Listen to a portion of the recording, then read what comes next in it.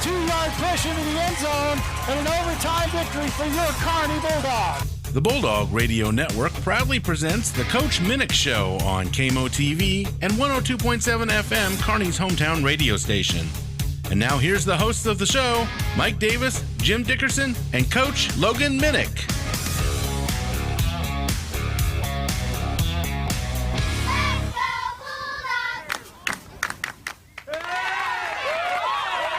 Hey, welcome to the Coach Minnick Show. Good to have you join us today. I've got Kelly Gentry with me again today. Jim's going to be back tomorrow night, folks. Jim Dickerson, the voice of your Kearney Bulldogs, will be back tomorrow night. Kelly will be down on the field as our sideline reporter and shooting some pictures, and then you will also come up into the booth and help with the play-by-play analysis at the end of the game. We'll be back to full speed. And, we'll be at full strength, full strength tomorrow. Coach Minnick, welcome to your show. And by the way, congratulations on another 42-7 victory, which is the 6th time this year that the Kearney Bulldogs have scored over 40 points and held the opponent to less than 13.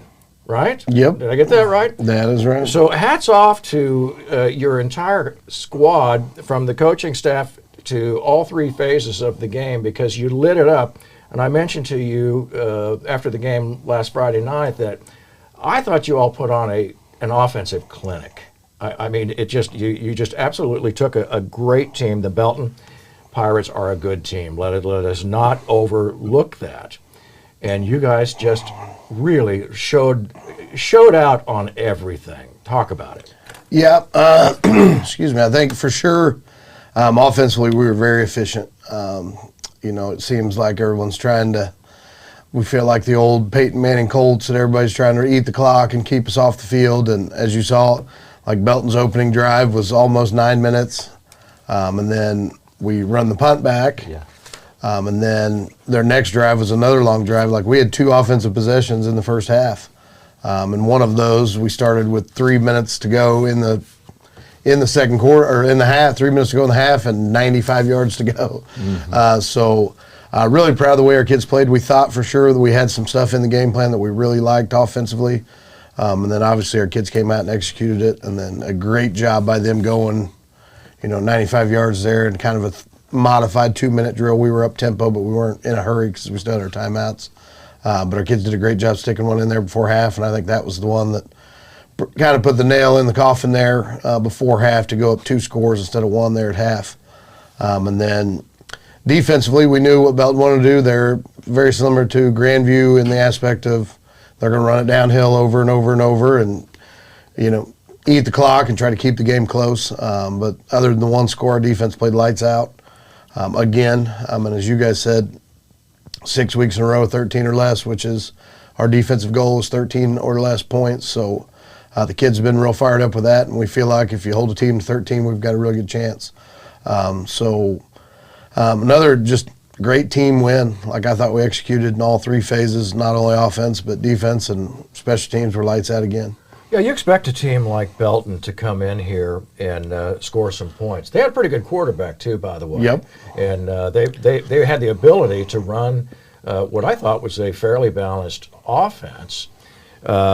Now, we did notice, and Kelly, you called his name quite a few times, number 5 from Belton was KMO-TV. He was 19 rushes for 72 yards. And he was the starting running back and the workhorse in lieu of Javon Minor, who was out last week. And he's a guy who's haunted you, Coach, over a number of years here. When we saw him in street clothes on the sideline, I can't say we were happy to see anybody injured. You always want to play these guys, but you want to play their best players. But we were kind of like, oh, that'll help. But nonetheless, great job by KMO-TV, who is a big fella, Kelly. You referred to him as the people our age would think of Jerome Bettis, the right, bus. The bus. That's what I said. Yes. But we were talking about before the show with Coach is that there were only a couple runs where he really got some momentum going, right. And after that, pretty much shut off his water and made him a little more one-dimensional where they had to throw. So, but the thing I was going to mention, Coach, too, was you talked about the end of the first half, and the last 2 years, you were like a master of using your timeouts and optimizing that. Is that something that you guys work on with the team and something that you're thinking about as a coaching staff about how to utilize those timeouts to get that last score in? Yeah, for sure. That's something we do every Thursday. We do a 2-minute drill on our Thursday practices, and then we give the kids, we just throw out a random, we've got 48 seconds and 1 timeout, or, maybe we've got 2 minutes and all 3 timeouts. So that is something we do work every week, and I do take a little pride in my game and clock management at times, because there's some coaches out there that don't do a great job with that sometimes, and I'm not saying I always do, but you try to keep those timeouts. They always come in handy at the end of halves, but again, our kids did a great job of executing, and because we've had them in that situation over and over and over on every week of that. And then one comment on the number 23 for them being out. I've got a really good relationship with Belton's head coach over there, Todd Vaughn. And I sent him a text midweek. I said, "Hey, I won't run number 6 if you won't run 23. And he goes, "How about we just don't play any seniors?" And I said, "No, I'm not agreeing to that." But Yes, I knew you had 26. Right. So we come out in pregame, and like you guys said, I saw 23 in street clothes. And so the first thing I said to him, I said, "Coach, I was kidding about the 623 thing." He goes, "Oh, I know you were." I said, "Well, you're sitting dressed." He goes, "He's a little banged up," and he goes, "This is a week we need to get him healthy to try to have a shot in the playoffs." So we hope they do get him back, because he is a good player, and as like I said, he's a senior finally, but I feel like that kid has been there for 8 or 9 years. But yeah, it was, but like you said, very efficient drive there at the end, the half, and again, a huge one, and then the conversion on 4th and long there to get one. So that was huge. That's when you got a group of older kids who've been in the system, and that moment's not too big or too big of a pressure moment. They handled it really well. Yeah, total yards, rushing yards for the Belton Pirates, 147, which I think is pretty good for just about any team. You'd take that. Kearney Bulldogs had 164. Now the big difference comes in the reception yards. 70 for the Belton Pirates versus 203 yards of passing. That is a huge night. Let's see, that's 7, 6, and 3. 367 total. So a night, 367 yards on offense. You talk about a clinic, oh my goodness. And you talk about Casey, Kelly, before the show. Yeah, one of the things I was noticing again was just looking at and I was going to ask Coach about it, is the yardage is tremendous, 3 touchdown passes as well, but the efficiency, because some of these passes are pretty long balls, and he was 9 for 11. Yep. So.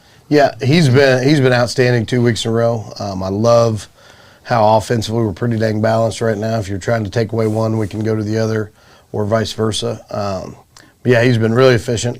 Because the week before, I think against Grandview, you had like 7 completions for 250 or something wild there. So when we do ask him to throw it, for the most part, he's doing a good job taking care of it. We did have the one turnover this week that we wish we had back. We've been on a pretty good roll of not turning it over. But at the same time, defense came out, shut them down after that. I was real proud of our kids for getting it tackled. When it started up the sideline, I was like, gosh dang it, here we go. Yeah. But everybody took great angles. We actually showed our kids on film, look at these great angles. We were going to get him tackled and give our defense a chance. But again, yeah, Casey's been better and better every week. And I think he's a senior quarterback and wants to go make a run at this thing, and he's playing really well right now. Man, you love seeing that. I'm going to advance up here to the third quarter because we were able to see Theo Grace on the 1-yard rush for a touchdown. And Kelly had mentioned it on the broadcast that it was nice that maybe he could, call his brother up out there in Oregon and say, "Hey, I got to run the ham package and score, take it into the end zone." Yeah, he was so excited. He's been Cam got a little banged up there. He's perfectly fine, but at that point in the game, we were like, let's get Cam out of there. And Theo had been the backup Q on Ham. But he got out there and he was so excited, and I'm like, slow down. Because we actually false started on the first one, we didn't get everybody quite set, and luckily they didn't call it. But then, so he didn't quite get in on the first one, and I'm like, slow down. I got you. Ready to go. I'm like, that is not slowing down. But he was so excited to get in the end zone, and then I think if you saw after he scored, he runs all the way down to all the defensive guys, and everybody's giving him love. So you may see some more grace on the hand package going forward, especially going into next year.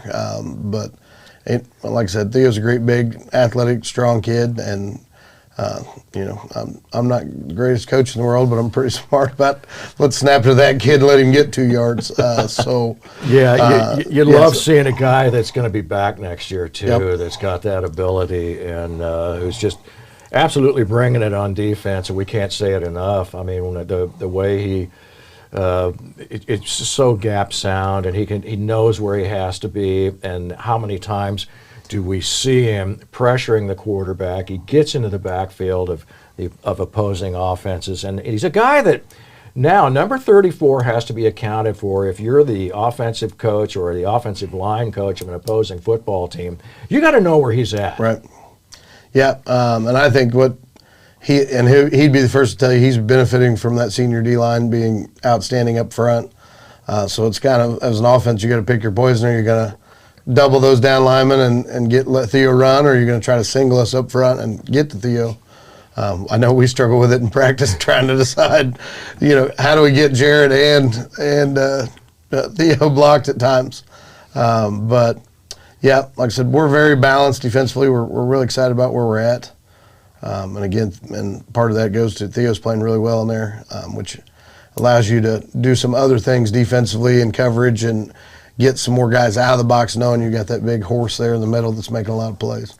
Well, and I was thinking too, he was another guy that missed some games at the beginning of the year and then came in, and you'll probably mention it, Mike, but Theo he's been knocking on the door because he's been leading the team in tackles the last couple of weeks. I think he had 13 last week. I'm not sure what he had this week.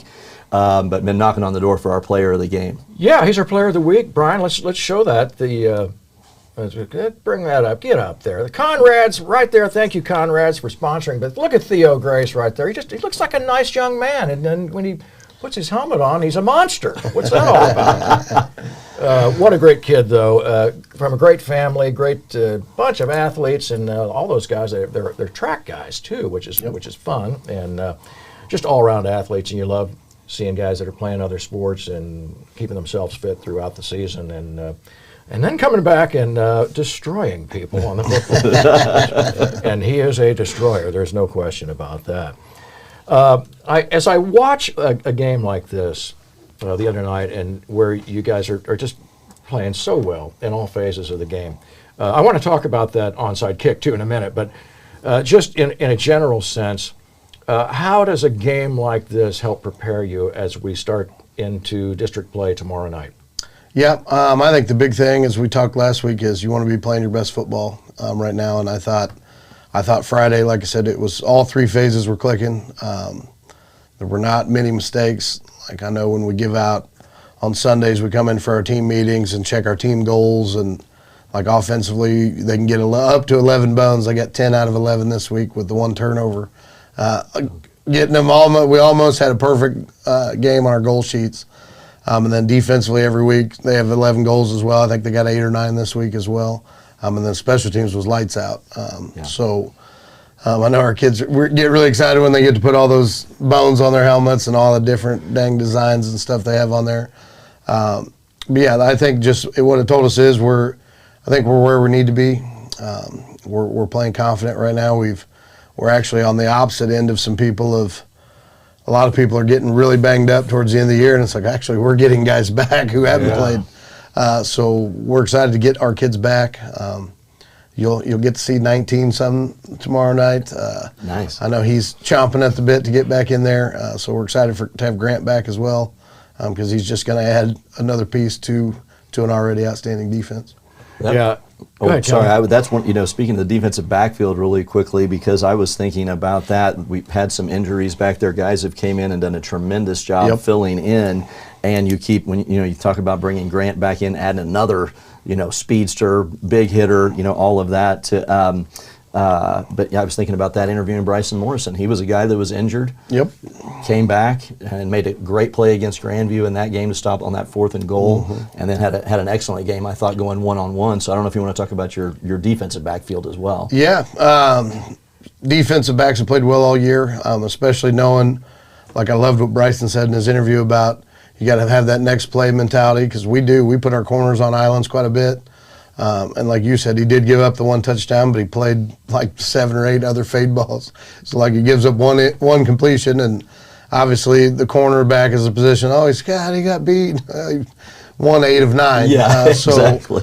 They're gonna, with the defense and the style we want to play, we're gonna be aggressive, and we ask a lot of our secondary guys to be out there on an island, and our corners have done a great job all year with Bryson and Tanner Brock, who came in for a few weeks, playing there at corner, and then Caden Harris has been our solid corner out there all year, not only this year but last year as well. And then Gavin Warren and Brock Colhauer have been hanging on back there in the secondary, both 2-year starters again. And then we'll add Grant back into the mix back there as well. So we're getting healthy and got the guys we need in the right spots.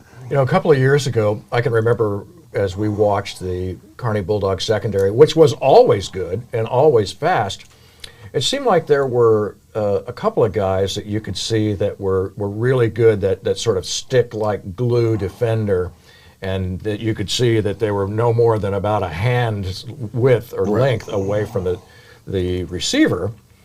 This year, I look at every single one of these guys in the secondary. Their ability in coverage is just, like I'd say it like on a pro level.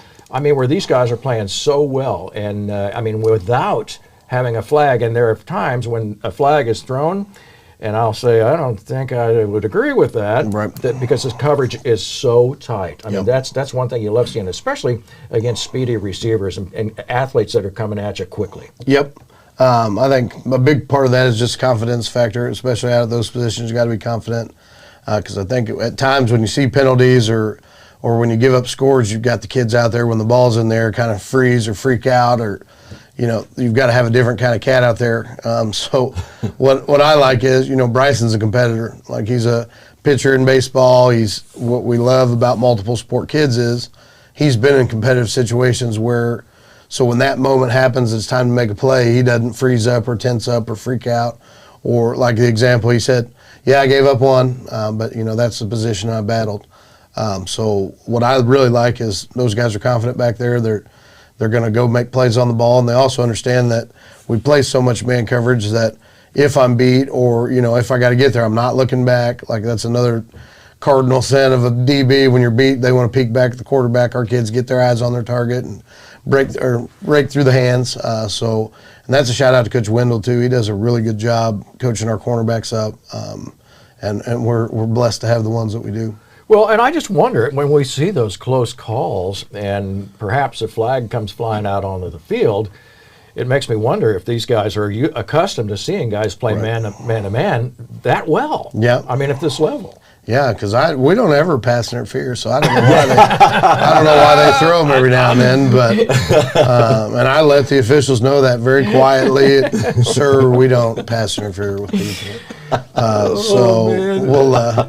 We'll try to continue to play tight and not get penalties. Well, it is just so hard to not be a fan, and you know what? We don't have to. We have these, even though we've got the media on our shirts, that doesn't necessarily mean that we can't be cheerleaders for everything that we see down on the field. We may be somewhat biased. Right, only a little bit, and it is so much fun being a fan, especially at times like this. We're going to take a quick break. Stay with us for more of Coach Minnick. We'll be right back.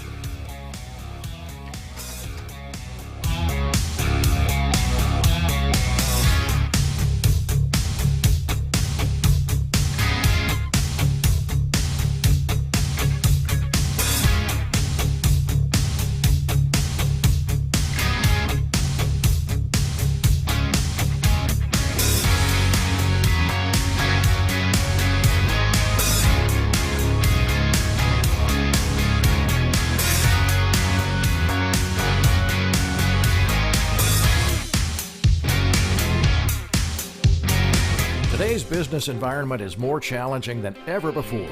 Exceeding customer expectations and staying ahead of the competition make dependable air travel essential to your business.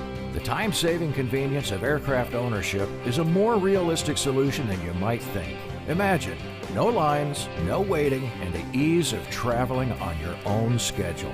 EquityJet is a full-service aviation management company. From aircraft acquisition, refurbishment, crew services, maintenance, and door-to-door travel service, EquityJet gets you where you're going quickly and comfortably. Find out how EquityJet can help streamline your jet travel needs. For more information, visit equityjet.net or call 816-804-7072. EquityJet. Travel is more than just getting there, it's how you get there.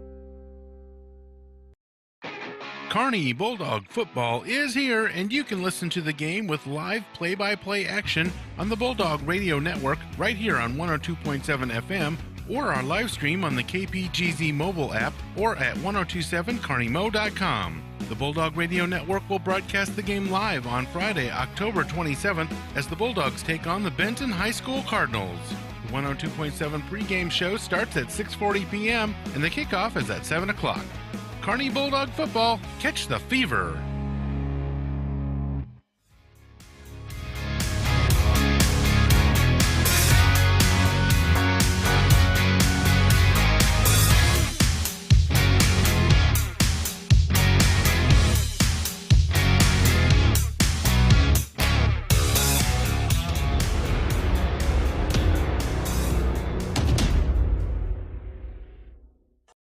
Kelly Gentry reporting here for KMO-TV at Kearney High School, where the Kearney Bulldogs defeated the Belton Pirates 42-7 on senior night.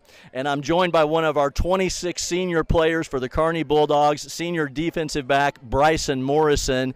And Bryson, I first of all wanted to ask you, you've had some adversity this year as a senior, had an injury early, missed a few games, and then came back. Tell me a little bit about how hard you had to work to get back to playing here the last couple of games for Kearney. Yeah, so after the Excelsior game, we found out that I had another strain in my hamstring, so I was going to be out for about 3 to 4 weeks.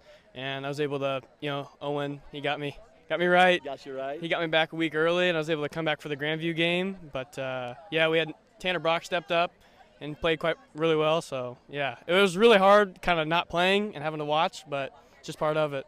Well, you mentioned coming back against Grandview, the first possession of the game that Grandview had, you made a huge play on 4th down in that game, and I was like, okay, Bryson's back, made a big stop on that, and then tonight had some speedy receivers that you were having to cover, and you did a tremendous job just literally staying stride for stride. So tell us a little bit about what you were seeing and what you were doing from your cornerback position there tonight. Yeah, I knew I'd be playing a lot of man tonight, and they got me once in the end zone, but, kind of a corner. You got to live with it. It's adversity. Next play. So after that, I decided that, I better step up, and I kind of did, and I had a good game. But you just got to have a short-term memory. Keep playing. Absolutely. That's the kind of fearlessness you've got to have as a defensive back. Your dad may have taught you that, right?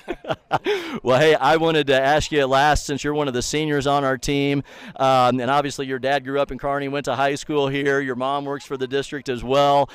Tell me what it means to you to be a senior here on senior night, and what it means to be part of the Kearney football program. I played with those guys since like 6th grade, and some of them even farther back. So it's a brotherhood, and it's kind of, it's awesome. I love playing with these guys, and we're all really tight. So, and then also on top of that, I've always wanted to play on Friday night, and I finally got the opportunity to. So I'm really enjoying it right now, living in the moment. Well, the good news is we've got a couple more home games hopefully in store. We'll be back next Friday night. Kearney will be playing their playoff game here against Lafayette. So congratulations on a great senior season, Bryson. Tremendous job these last couple of games. Kelly Gentry reporting here from Kearney High School. Yeah, thanks so much to Stella Spiking for that. And Kelly, terrific interview. Again, I think we get to showcase these kids after the game in a way that it is just so satisfying to see just the level of poise. And as you said, Coach, earlier, that he called himself out on missing a play. but said, big deal. I'm putting it behind me, and that's part of the deal. That kind of that's if I want to play the position of secondary cornerback or deep safety or whatever, I have to have a short memory. Yep. Like I said, that's takes a big boy to be able to say that and call themselves out and hold themselves accountable. And I love that he gave Tanner Brock a shout out too. Just kind of shows the kid he is. We had a kid that stepped in and played really well for me. And again, Bryson's been solid all year, and I like that he's a great example of what we're trying to get Kearney football back to being. Didn't really play much as a junior. He played a bunch of special teams, and now he's one of our guys. He's not just, Bryson's a corner. He's an actual dude out there making plays. So it just goes to show the heart and the character of that kid. Because a lot of kids that don't get much PT all the way up until they're seniors, you lose them. And he's definitely one that shows you exactly what the program's about and how it's supposed to work. I want to go to special teams, Kelly. We saw, Coach, I asked you about this after the game, but we saw Belton attempt an onside kick, and then minutes later, we saw that you perhaps came out there to demonstrate to the Belton Pirates how you accomplish an onside kick, and you were quite successful. Yeah, we thought at half, I went to Coach Daniels. I said, I think we probably should throw the hands team out there. I go, with the way we're moving the ball offensively, they're going to have to try to do something to get some momentum here. And he was, 100% I agree. And he goes, they don't kick it deep anyway, so let's get the hands team out there. Hands team did a phenomenal job, and I know I talked about it on the post-game interview. Cameron Emmons absolutely just strokes a guy on there to free up Carson Shear to recover it there. So great job by him of being unselfish and understanding that ball's not close enough to me for me to jump on it and maybe lose it. I'm going to make a block here and clear it up. And then, I was like, on the headset, I was like, we can probably show them how to run that.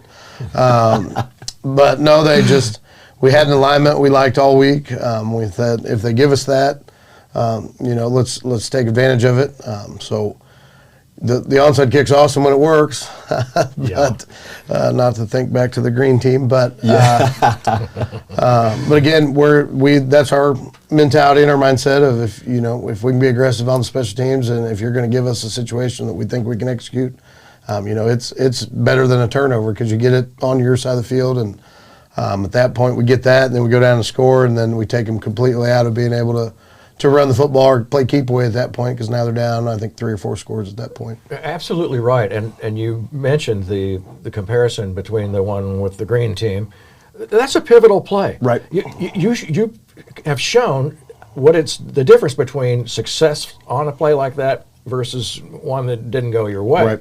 And it is huge in the momentum, and it can be a complete momentum shift in a game. Mm-hmm. I think the other night, there was no doubt that we added some points at that moment that nobody thought we were going to. I mean, that's an extra possession, and there's nothing more valuable than football. But beautiful job of it, and we sure got excited about it. Oh yeah, that was so cool. And I was going to say 2 things. First of all, Cameron Emmons looked like a former linebacker. I mean, because that was a textbook block that he made. I'll say block, but I mean that was pretty devastating and made that play much easier from a recovery standpoint. Right. But then Jacob Dillon again, like you said, I mean, waited that 10 yards. That's got to be hard. Yep. When that ball's just rolling there, waited and got right on it. And he was 6 for 6 on PATs that night too. So he's just been, I know we've talked about him before, but a tremendous job on special teams from the kicking standpoint. Yeah. Like I said, and I give him a shout out. I think every week Coach Daniels does a phenomenal job with those guys, and that's a kick that we've executed over and over and over, and finally got the opportunity to hit it there. And like you said, Jacob was perfect. It was absolute perfect execution by everybody on the whole team. I wanted to mention Trent Dostal, number 17. He had 1 rush for 14 yards, and it was neat to see that he got a carry for that far. I mean, that's a nice little run. But one of the moments, Kelly, when I called his number, it was because he made a key block, which, if I'm not mistaken, sprung Manny Linthicum on a sideline run on the near side, closer to us, And I mean that block came out of nowhere. Clean block, didn't hit. The guy knew it was coming. It wasn't one of those I'm sneaking up on you, I'm going to flatten you. No, it wasn't like that. Clean block and a beautiful job, and it sprung Manny loose. That's all there is to it. Yeah, we call him TD, but TD's done a great job all year Good for nickname us. for a football guy. So. Yeah, but no, and at that point, Cam had gotten banged up a little bit on one of those catches he had, and at that point the score didn't really dictate, or we knew that we needed Cam in there still. So when Cam came out, Cohen Jacobs went to running back, which then throws Trent Dostal in at receiver, which is another kid where we're, like I said, would in almost any team in our conference would be a starting receiver for them. We're just senior heavy there, but I was glad to see him come in and have some success. And as you said, his first or second play in there, we throw it, and like I said, we don't skip a beat, next man up. Super confident in him going out there and making that block, and did a great job with that. And then was really excited for him on the boot. Casey hit him on the corner route that he ran, a perfect route, and a great ball by Casey getting him to it. And the older receivers were so excited for him when he came to the sideline that he got that touchdown. Yes, and that was a 21-yard strike, and terrific job on that. I knew there was something more than the 14-yard carry, which is pretty darn right. You like to see that every time you hand him the ball. Yeah, how would no that doubt. be? I would take that. Let's see. So we had on receivers there. Manny had 99 yards. He couldn't get that other one. Couldn't break 100. I know it. I talked to Coach Swall about that, who does our stats. I'm like, you couldn't have squeezed a yard in there. Pinch him. Round up. Take him out of there. But yeah, Manny had another good night. And, in a lot of offenses, he would have a lot more than 4 catches on a night. We're just so balanced right now and spreading it around that. Well, Cam had 55 and Yep. the touchdown, which was great. And Trent had another one. So you got. And he had 21 just on one play. Trey Smith had one for 11. Cohen Jacobs had one for 10. And then Bryce Page, a 5-yarder, which put us in good position to, as I was thinking, it was to score. We Yep. were in there, and it got us to the red zone, or at least close to it. And Sebastian Johannesson had a short catch as well, which is pretty cool to see. Oh, yeah, the Norwegian Nightmare, baby. He was fired up. Obviously, he's stepped in and he's kicked some this year, but he also plays receiver. Plays a little bit on the JV level, but hadn't got a ton of reps. And we're considering him a senior, as he'll only be here for 1 year. So we got there late in the game and threw him the little jet pass, and the sideline went nuts. And so I know he was excited to send the video to mom and dad on that. So that was a pretty cool deal there for him. Even had to make a guy miss. Yeah, right. Yeah, but he's not quite the Nigerian Nightmare that Christian Okoye was, but he's the Norwegian Nightmare. He's pretty dang close.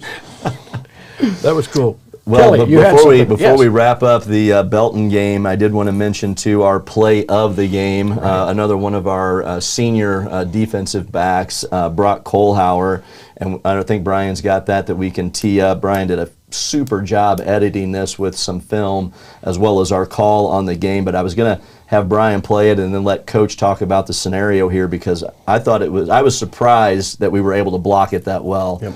But Brian, you want to tee that up?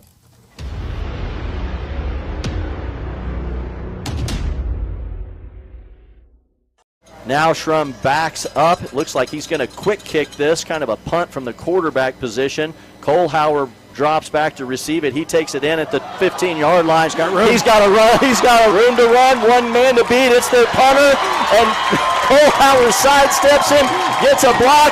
10-5 touchdown by Brock Kohlhauer. That ball, oh my gosh. I mean, you could tell immediately. All he saw was wide open downfield, and the only person that was there that he had to get around was the quarterback / punter. And I mean, it was just clear sailing. And oh my gosh, what a way to start the game. That was an incredible job by the punt team, because I didn't think they were going to punt the ball. Brock goes back, but they still blocked it to perfection. I was getting my tongue tied. I know the feeling, but when I saw it, as soon as Brock had the ball in his hands, that he was gone. No kidding. I could see it, and Kelly said he was concentrating on watching Brock, but I was looking downfield, and I could tell. I wanted to say, he's gone. He's gone. Yep. Again, shout out to Coach Daniels on that. We knew all season they had punted from offensive formation, which those are always kind of if you want to drop a guy, if you don't want to drop a guy. But we had some pretty good keys on that.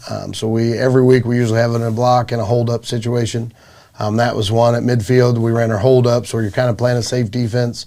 But at the same time, on all our hold-up stuff, we have built-in returns into it. And that was a great job because normally we run a punt return team out there and we sub 4 or 5 guys. Usually we'd get the defensive lineman off there. But it was a great job because that was the actual defense out there getting their blocks. I know the defensive lineman said, see, we should be playing this all the time kind of thing. But like you said, and you guys said it perfectly on the commentary there, they blocked it perfect. Yes. We tell our guys, punt returners, we need you to make the first guy miss because usually a gunner or somebody, the ones that are most difficult to block, and we'll handle the rest of them. And Brock did a great job back there. I was glad to see him, especially on senior night, get that big return. And then he put a pretty sweet move on the quarterback. There, yes. To get it in, and then I love the little track finish there at the end as he was running through the goal line. Yes. 4-time All-State track guy. Yeah. Doesn't hurt having him return your punts. Yeah. Yeah. But again, and not only that, punt return was huge. We went for the block later, and we blocked a punt as well. So, anytime in a game where you run a punt back, you get an onside kick, you block a punt, I'd say we were pretty efficient on special teams. Huge night for special teams. Fantastic. Again, I think there was another. Kendall Davis, no relation, but I saw Kendall Davis take the ball, and I think it was late in the game, ran a nice 11-yard run. Let's talk about him. Yep. Kendall's a sophomore back for us. Be toting it quite a bit more in the future, but does a great job for us. He's one of the 2 JV running backs and has done a great job for those guys all year.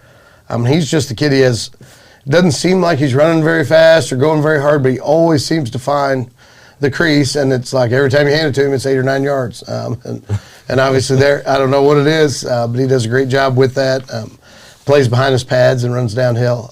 So I was excited for him. And again, anytime you get those young cats in and they get to touch the ball, they get fired up and excited. I just, as I look at the scoring summary, you look the 1 touchdown in the first quarter by the Belton Pirates, and then Kearney comes back with 7 to tie it. And then the second quarter, we scored 14. Third quarter, we scored 14. Fourth quarter, we scored 7 with our 2s, I believe, if I'm not mistaken, and totaled up 42 points. And that's not the first time that we've had a 42-7 outcome. In fact, I think there were a couple of others. I think that's the 3rd time. Yeah, that exact score. Which I'd like to keep doing that for the rest of the season. Coach, can you do anything about that? I would take 6 more of them just like it. I'll promise you that. But I would take a 3-2 on all of them as well. At this point, and score 1 more point and move on. That's right. But yeah, as we've said, I think we're playing at the level we need to be playing right now. Well, interesting, too, that the time of possession was Kearney 18:45 to 26:31 by the Belton Pirates, which just tells you our quick strike, explosive offense. And I think that's where you see, when you see offensive possession or ball possession for that low in a team, in a game where you have really blown them away at 42-7, that means you got a quick strike, explosive offense, one that can just hit you from any direction, and special teams. Yeah, this was 2 weeks in a row where we told the defensive guys that, hey, we're going to have a big long drive here to start the second half. And the next thing we know, the fireworks are going off down there at the inside. But then after we scored an onside kick, I said, see, I told you I was going to give you more time. But yeah, we're scoring it from about everywhere right now, and like you said, when you have outstanding effort plays like the pass to Manny touchdown was a 3-yard pass that TD comes out and makes a great block that springs it now for a 50-yard touchdown rather than a play that's really kind of designed to get 6, 7, 8 yards that they're kind of giving you. So again, we've got a lot of guys playing unselfish and understanding what team football is, and And hopefully that continues. You're doing it against great teams too. That's Right. another thing. Good, talented football. All right, we're going to take another quick break, and we'll be back. We'll talk about. We got another interview that's a really good one too. Stay with us for more from Coach Minnick.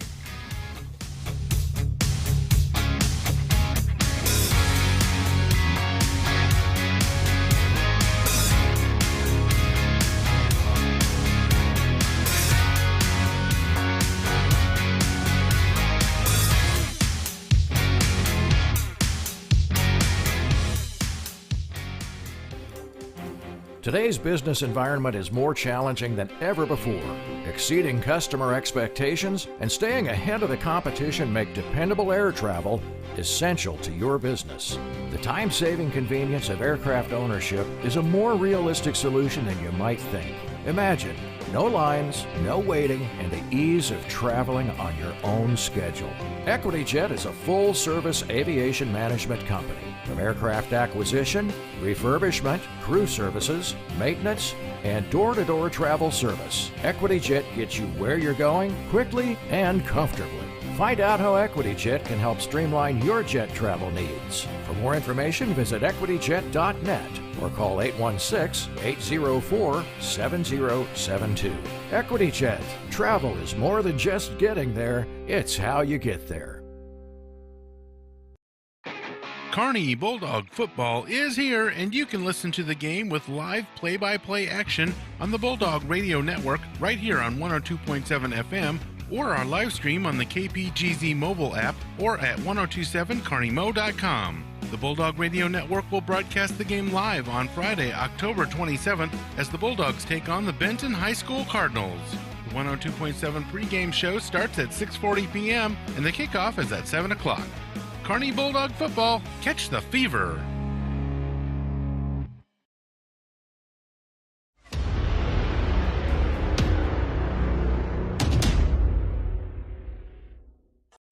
Kelly Gentry reporting here for KMO-TV from Kearney High School, where the Kearney Bulldogs defeated the Belton Pirates 42-7 on senior night. And I'm joined here by senior Trace Dunlap, offensive lineman and defensive lineman, and we want to talk to him a little bit about that. So, Trace, first of all, before we talk about that, tell me a little bit.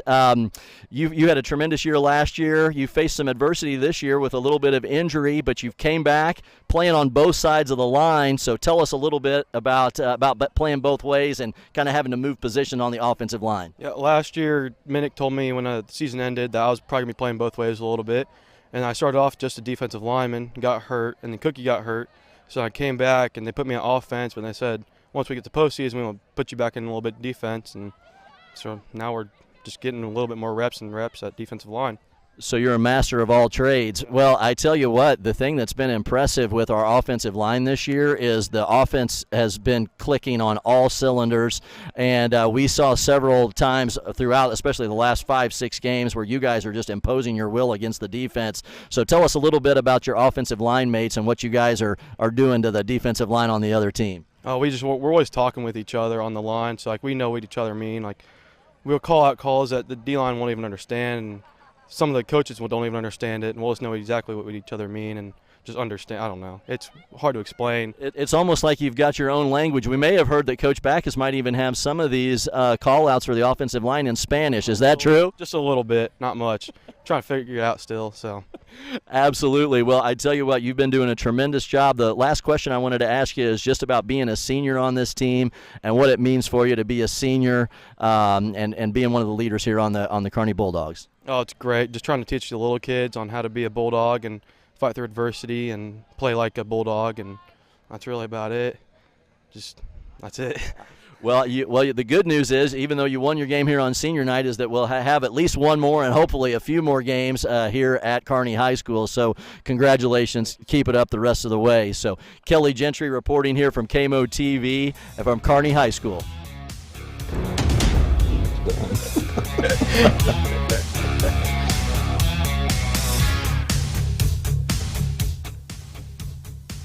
All right, we're back.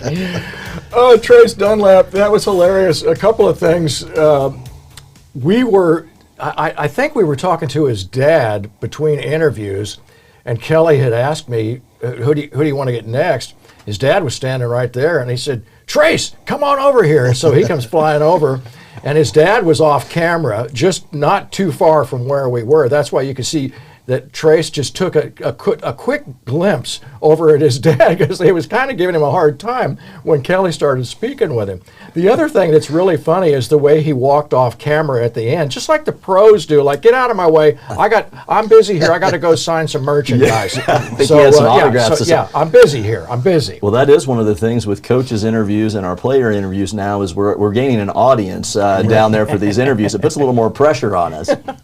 Well, nice job by you, Kelly. Terrific job, and you just love seeing that. How about that young man, Coach? Oh man, the girth on that young man. No, we like to give Trace a bunch of a hard time, quite a bit. Yeah, but great player for us, as you guys already know, and he's very athletic. He's sneaky athletic for a big guy. He can actually, like when he came back from injury, we were down 2 tackles, so he played tackle for a week or 2 weeks there, and then bumped into guard, and he can also play center. So very versatile, and as you guys have seen, he's been rotating him and Tyrus on the defensive line as well. So blessed to have him. I know he misses his brother Cookie out there. They were kind of Tweedledee and Tweedledum, but shout out to Trace. He's playing well right now, and is one of our big strong kids we talk about of getting after it in the weight room. One of our strongest kids, and squats the house. And anytime you can have that kind of player on the line of scrimmage, and as he said, now playing both ways, that's a huge advantage for us. Yes. We talked to his dad a couple times, Kelly. We did want to mention too, just give a shout out to Trace's dad for our. I don't know if we can get a shot here on the football that his dad gifted to the radio station here. So thank you so much for that. I mean, it makes us really feel like we're part of the program, and we just love doing these games. And shout out to his dad. Yeah, very much appreciated. Those are the kind of things that. Let's just say that this is not the highest paid position in the city here. And we get paid to do this? Right, exactly, right? You could double our pay. It wouldn't change anything. It's all good, though, and we sure appreciate that kind of recognition, and it is a labor of love, and we sure appreciate it. So thanks so much for that. All right. I want to talk about, are we ready to talk about the playoff bracket? Playoffs! And let's make this, I mean, we need to, because it is time, Coach, and I know there was some confusion last week as to whether we would be playing against St. Joe Lafayette or Benton. Well, as it turns out, we're going to be playing Benton tomorrow night right here, and Jim Dickerson is going to be back for that play-by-play call, by the way, which is going to be great. Brian, do you have that? Let's look at that bracket. Of course, Smithville gets the bye, the initial bye, and I can't see it from where I am, but I know I've already said who we're going to play. My sense about all of these games is that the way that it's set up, that the best plays the worst as you work your way to the middle of the list of teams, right? If that makes any sense at all. So what you would generally assume is that the higher seed is likely going to win. That doesn't always happen in football. It definitely doesn't happen in basketball. But let's talk about these teams as they stack up and just in a general sense, this bracket. Right. We've got I think 3 teams in our district that are kind of better record than some of the others. But with that being said, it was kind of weird and crazy how the district points fell, and then how it kind of works itself, because we had thought that we were playing Lafayette, and then Excelsior beats Ruskin, and they beat them by 3 points, and so they ended up like 0.13 more points than Benton. So they jumped Benton, and then Benton still has more points than Lafayette, but then it goes head to head. You can jump one team. Starting from top to bottom, based off of your head-to-head record. Well, Lafayette had beat Benton during the year, so then we get a film request from Benton Friday night after the game, and we're like, I don't know why that. And then, that's because we're playing Benton. But so that's kind of how that bracket worked out. I would guess, if we can take care of business tomorrow and Savannah does as well, that we would probably see Savannah in the semis, who's a good football team as well. But that's kind of how it shakes out right now. But Benton does some things that could give us problems. They like to throw it around and spread your way out. So, when you got the big horses and the thumper linebackers, it's kind of a little different ball game when you spread us out. So we'll see. Looking forward to see how we handle that. Very confident in our secondary and how well our linebackers do run. So we'll see how we defend them. And then defensively, I think there's some things we can take advantage of. Offensively, now they play a 4-front defensively, and their 4D linemen are pretty dang good. So we've got to make sure we take care of those guys up front and get the ball to our playmakers and let Casey keep being the point guard back there and distribute the rocks. So we're looking forward to it, but it should be a good one. Yeah, the talent pool from that St. Joe area is deep. Right. And there's a lot of schools. I mean, we're talking about a couple of them here in Savannah, a little bit further north. But I know St. Joe Central is always a handful for some of these big schools down here. And I think they had, am I wrong? I think Oak Park played them pretty close. I'm not sure. They played Oak Park pretty close. And that's a good team right there. Kelly. Well, and the good news is with the outstanding regular season record that Kearney had, finishing up 7-2, earned the 2 seed. So we'll be hosting that game. If we win, we would also host the semifinal game, right, Coach? Which I wouldn't mind having. That would be nice. Absolutely. So, and then we'll talk about the green team down the road. But right now, I think we focus on what we're doing here. But it is an exciting time of year, and I think weather-wise, tomorrow night is still going to be nice. But if you look a little further down the road, next week it's going to get cold at night. And I mean, why does this happen this time of year? I remember last year. Our playoff game, for the district championship, we could see our breath. Oh, we were bundled up down there. Yes, and it just, you go from wearing shorts and polo shirts to everything you can find to to fight off the bitter chill of winter. I don't know how that happens. That's what they say here in Missouri. If you don't like the weather, just wait 10 minutes and it'll be something different. Yes. It should be a little cooler tomorrow night, right around kickoff. I think we're in the 40s around kickoff. So cool night, but not too bad. It's what you kind of expect and kind of want for, football weather. And playoff weather. And like we said, it's a big part of Missouri State High School playoffs is you've got to have a team that can play in the cold and execute in the cold. Because at some point there's going to be a nasty, gosh dang, that Excelsior game last year that just cold, that rain. Right. Yeah. I had a jacket that said water resistant. It was not flood resistant. I can promise you that because we were dang soaked after that one. Should be a pretty night for football. We're excited for that. But again, we're definitely not looking ahead at anyone. Because at this point you just got to beat who's on the schedule and survive in advance. No doubt about it. Kelly, you've got a special tip of the cap, I believe. Yeah, one thing, and I know Coach is a fan of the girls softball team as well. I did want to mention that the girls softball team, obviously they won the state championship last year in Class 4. This year they won their conference, they won district. They actually just won a playoff game. Here it is at Nevada.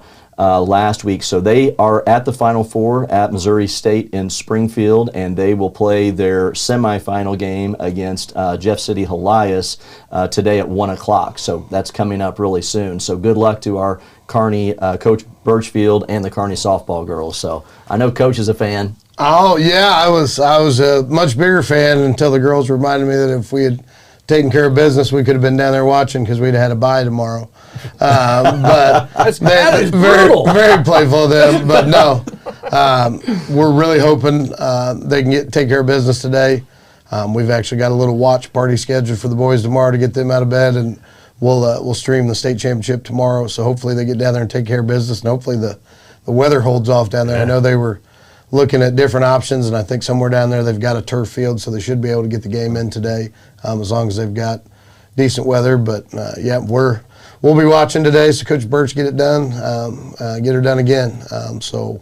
Very excited. Anytime any team in our school is playing well, we're excited for them. And girls keep saying run it back. Well, then get her done, girls. That's fantastic. Well, best of luck to the girls softball team, and fantastic job this year. What a bunch of great athletes. All right, folks, tomorrow night we've got the game right here in Kearney, and this is the beginning of the playoffs. It's the Bulldogs versus the Benton Cardinals, and we are going to be focused on this game and this game alone. Join us on 102.7 FM for the pregame show at 6:40, and stick around for anything that we might have to talk about or want to talk about in the postgame. I think Jim generally does a pretty nice job of reviewing the game. Hopefully it's a great big fat win, which is what we're counting on. Be sure download the KPGZ 102.7 FM app if you're out of town, or if the grandparents and those of you are out there. Connie, remember we talked to Connie last week, and help me remember Connie's Manny's grandmother, yes. Manny Linthicum's grandmother, Connie Cupp, is you a go, big Cupp. fan, so we appreciated her following the games on the radio station. Yes. And she sent us a text during the game. Yeah, she says, yes, I'm listening. Of course I am. So shout out to Connie. That was a lot of fun. With the app, we're worldwide now. Right. Worldwide. Yes. And people are listening worldwide, and I'm not kidding. We've got the proof of it, too. It's amazing. All right, that's it. We are done here today, but we'll see you tomorrow night over at the stadium and for another Kearney Bulldog victory. Thanks for being with us on the Coach Minnick Show.